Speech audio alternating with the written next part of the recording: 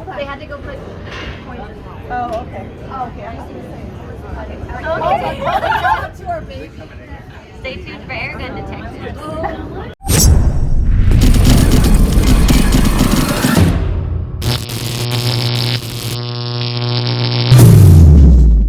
Welcome to another episode of Airgun Detectives. I'm your host, JC, and today we're going to take the mystery out of the Crosman Mag-Fire Ultra. Now keep in mind, they make an Elite, which kind of has more of a pistol grip, and then they have the Ultra. And this is kind of a stock, like if you guys remember the Benjamin Mayhem or the Vaporizer, one of my favorite stocks, really good stock. But anyway, before we get into this, do me a favor if you hadn't already. Hit that subscribe button down there in the corner. Doesn't cost you anything. It's absolutely free, but it really helps support the channel. Also, check out my website, www.airgundetectives.com.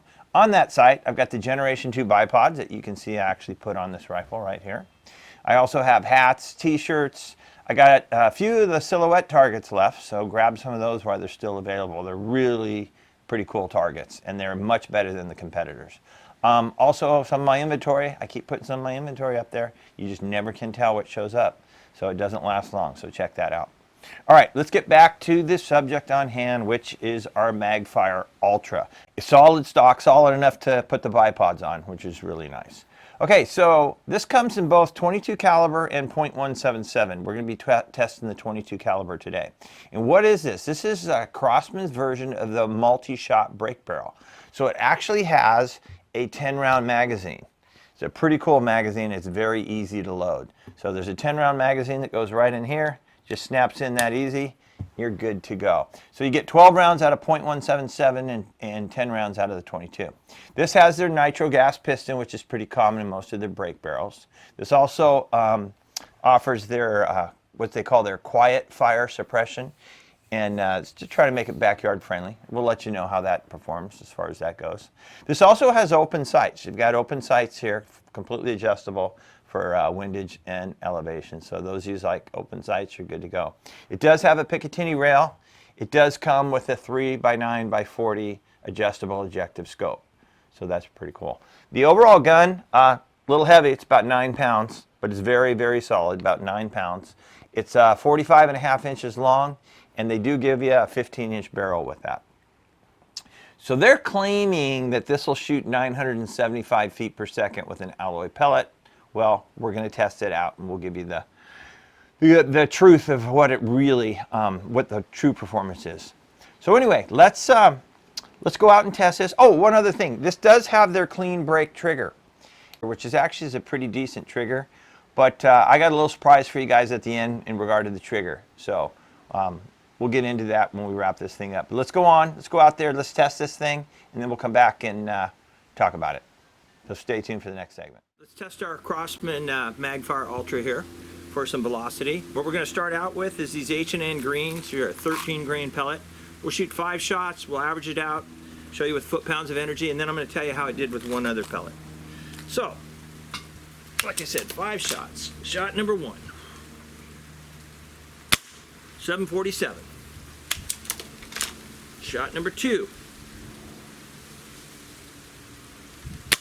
748. Shot number 3. 756. Shot number 4. 744. And one more. Shot number 5. 746. All right, that's how it did with our Barracuda greens. We'll let you know how it did with Crosman's own Premier hollow points. There's our 14.3 grain pellet. These average just under 700 feet per second. We were like the 692, 693, right in those areas. So we're a little over 15 foot-pounds of energies with these. Anyway, so those are your numbers on your Crosman, our Mag-Fire. So let's move on to the next segment. All right, let's test out our Mag-Fire for some accuracy here. This thing's pretty pellet picky. I went through a bunch of different pellets, and the best pellets for accuracy were the Meisterkudens, the 14 grain. This likes a 14 grain pellet right around there. Doesn't like the heavier ones, doesn't like ones that are much lighter. So right around the 14 grains. So we're at a break barrel distance. We're at our usual 20 yards. Go ahead and check that out real quick. See what we're shooting at. Yeah, we're going to be shooting at our 4-inch splatterburst target. And I'm going to take 5 shots, and we're just going to go for grouping on this thing. And this is pretty new. I don't have a lot of rounds through it. I did do a little, obviously you guys know I did some work on the trigger and did some other stuff to it too. So it's smoothing out pretty good. So let's just see how well it does on camera. Okay, 5 shots. All right, shot number 1.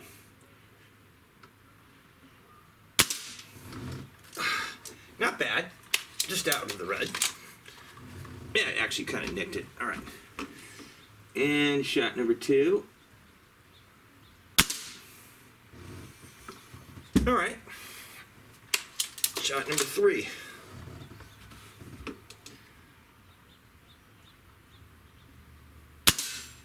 All right, that went back in the same hole as the first shot.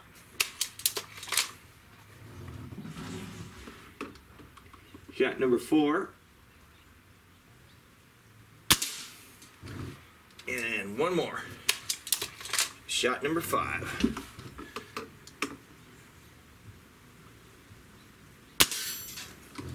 Yeah, that's not too shabby of a group, actually. I'll take that. That looks like under 3/4 of an inch to me, just from what I can see. You guys will see the actual measurements on there. But anyway, not too shabby. God, I like this trigger. I did such a good job on this trigger. I told you. And I'm going to come out with a video. I'm repeating myself, but I'm going to come out with a video. It's going to show you guys exactly how to tune this trigger. All right, let's move on to the next segment. Let's test our trigger on our Mag-Fire here. See how it breaks. This is a pretty common trigger. This is called their Clean Break Trigger, CBT, Clean Break Trigger. It's been around for a few years. It's in quite a few of the Benjamins and Crosman models. But out of the box, it was close to 5 pounds. Didn't like it. Can't really feel the first stage. I like to be able to feel a soft first stage, see it, feel it hit a wall, and have your second stage. So I adjusted it, and I spent about an hour on it, and I polished it and did a bunch of cool things to it. I'm going to show you that in a full video that's separate to this. I'm going to show you, for all those out there that you guys have these clean break triggers, I'm going to show you how to tune this trigger. Entire video dedicated just to that for you guys. But anyway, so I want you guys to pay attention. When I test this trigger, I want you to watch how light the first stage is, and then it hits a wall, and then I want you to see the weight of what it actually breaks at. So check this out. This should be interesting. Because I haven't tested it for actual weight. I've just tested it as far as performance, and I like it. So watch this. So you see it creep back? Did you see that? I'm going to show you that again. See that? See it come back? Yeah, right there to the wall. Then you get a little bit more pressure.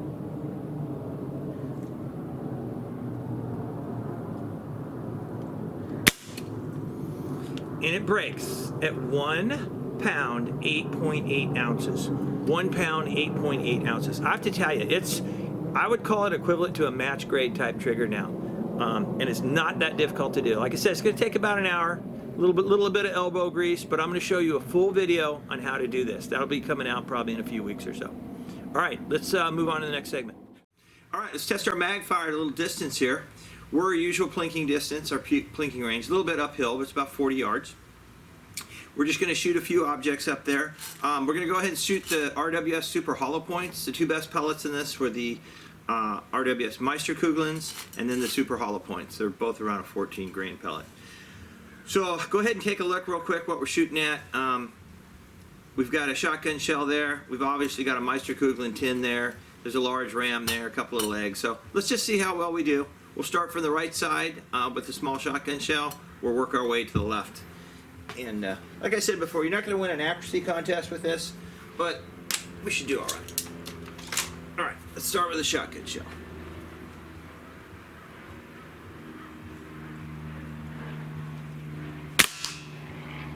All right, that was a miss. That was just a clear miss for some reason. But occasionally I do get little flyers with this. So let's try that again. Okay, that's a hit. That's definitely a hit. All right. And the Meisterkugeln tin. Yep, that's a hit. All right. It's like our shade just fell over. It's okay. All right, we'll continue it. Let's knock out the little leg there. Okay, that's a hit. What do you got? One more to the leg there? Definitely a hit. And let's get rid of that big ram.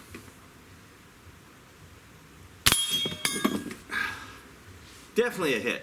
Yeah, not bad. At first shot, I'm not quite sure. It was maybe just a little flyer, maybe I was off just a little bit. Who knows? Doesn't really matter. But we knocked them all down. Didn't do too shabby, actually. I was surprised at performance there. But let's move on to the next segment and wrap this up. Let's wrap this up with our conclusion on our Mag-Fire, our Ultra. Overall, I think it did good. It did good. But let's, like any of my reviews, let's get into the negatives, and unfortunately I do have a few negatives with this. My number one negative is I think the rifle is slightly underpowered. And I mean that because we're getting about 15 to 16 foot-pounds of energy. I like to see 17 to 18. What does that mean? That means in your average lead pellets, you're shooting anywhere between, you know, the high 600s to the low 700s. So just, to me, it just seems a little bit underpowered, and here's another reason why. This thing has a pretty good recoil. It almost has a Magnum style recoil. So if I'm going to get that type of recoil, I think I'd want a little bit more velocity out of it. But those are kind of my top ones. The other one is accuracy. I mean, it was okay, it just wasn't great. We got about 3/4 inch group at 20 yards. And this thing is really, really pellet picky. I went through a bunch of pellets just to come up with that type of grouping, because most of the other pellets did much worse. So the Meister Cooligans actually did a good job for us, where we got about a 3/4 inch group. All right, so those are my negatives there. Let's get right into the positives now. Okay, there's quite a few. Number one, I think this is one of the best Breakbarrel magazine systems as far as loading goes. These magazines are fantastic. They are just the easiest. It's just a simple drop the pellet, rotate, drop the pellet, rotate. They're easy to top off. They have a nice little reset button. If you happen to, you know, spin it past where you want to go and you want to come back, you just hit that button and it brings it right back. So, and the magazines are affordable, they're inexpensive, and they work really great. And I love how simple they just snap in, just like that. So the magazine system on this is great. It really is. I think the cocking effort is nice on this. It's only around 30 pounds. And so it's a pretty easy rifle to cock. That's always a bonus. I think their suppressor system works quite well. I think it's completely backyard friendly. You're not going to have any issues with your neighbor shooting this in the backyard. Other thing I like a lot, as the guys told you, I like the stock on this one because it reminds me of the, well, it's the same stock that was on the Benjamin Mayhem or the Vaporizer, those. It's a really solid stock. And it takes the bipods quite well. It really does. It's solid enough to anchor those on there.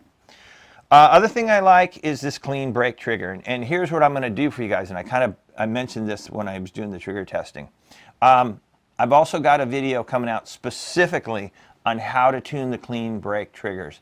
And these were pretty common in a lot of the Benjamin rifles and a lot of the Crosmans. And it's a really nice trigger, but I'm going to show you in an upcoming video how you can turn this into a match trigger. And I go through it step by step. So that's coming out soon. So if you guys have one of these rifles that you have the trigger, you're going to definitely want to see that video. I like the fact that it does come with a 3x9x40 adjustable objective scope. It's kind of nice to have them do an adjustable objective, because when you're shooting up closer or what have you, it's just really nice to be able to adjust that. So overall, I mean, this is a heavy, heavy, solid rifle. It is. And to be honest with you guys, I've tested 2 of these. This is the second one I tested. I tested the other model, which is the Elite. And the performance was pretty much identical. You're going to be looking with your lead pellet in the high 600s, low 700s, depends on what pellet you use. So same results. You're not going to win any accuracy contests with these, but it's a fun rifle to do some plinking. You can do some small game hunting, some pest control with it, and you have follow-up shots. And like I said, I really do like the magazine system on this. So it's pretty awesome. And again, the bipods are great on this. It's a terrific platform. It really is. So I have those available on my website if you guys are interested in those. So how would I rate this rifle? Well, overall, just because the negatives and everything that I laid out for you previously, I would say it's a 4-star rifle, without a doubt. And your price point on this is going to be in your mid to lower 200s. So anywhere from that 250 mark down to that 220 mark, just depends, and I'm sure you can get one on sale. Overall, fun rifle, really is. And then once you upgrade this trigger, oh my God, it's just amazing to shoot as far as the trigger goes. So anyway, I hope you guys enjoyed this episode of Airgun Detectives. Don't forget, it's where we take the mystery out of the airgun. So until next time, I hope you and your families are getting lots of shooting in, and you're all healthy and doing well. So take care, and God bless.